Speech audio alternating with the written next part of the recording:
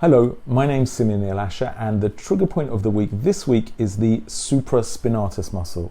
Now, I know I say many of the muscles are really important, but the supraspinatus is certainly one of the muscles you're going to see all the time, pretty much as a therapist on a daily basis, certainly something I see every day. And hugely important in terms of pathology of the shoulder and shoulder syndromes. It's involved in subacromial pain syndrome, it's involved in the rotator cuff tendinopathies, and let's explore some of the reasons why, and it's often a source of a lot of shoulder pain.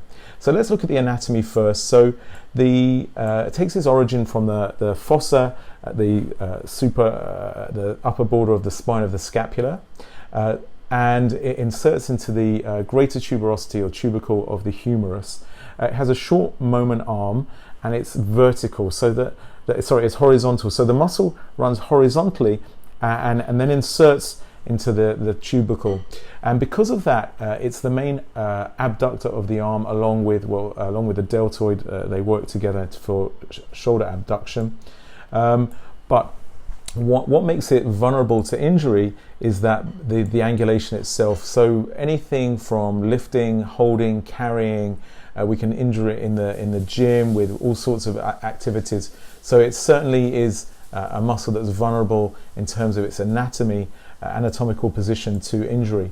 And in terms of the functional sort of components of it, the trigger points tend to develop in the sort of belly of the muscle, as we know but the tendon itself can be susceptible to all sorts of problems.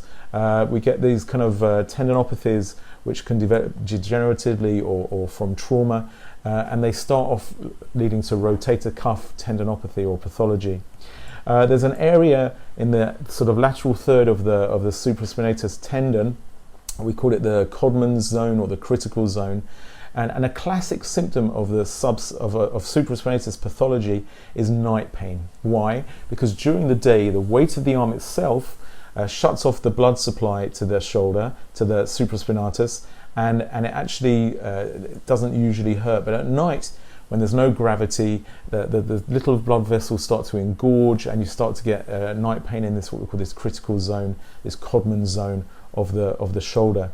So in terms of the pain map, well, it's pretty much classic. It's pain around the back of the shoulder. Actually, people often talk about pain in this kind of just under the deltoid there, like the lower part of the deltoid insertion.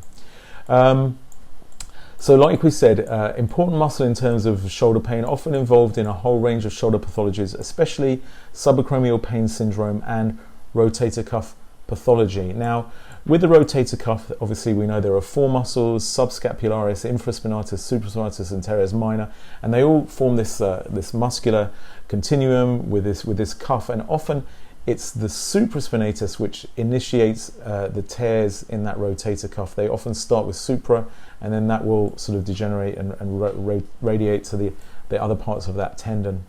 So again, the trigger point of the week, supraspinatus muscle. I hope you found that interesting, and we really look forward to seeing you next time. Thanks for watching.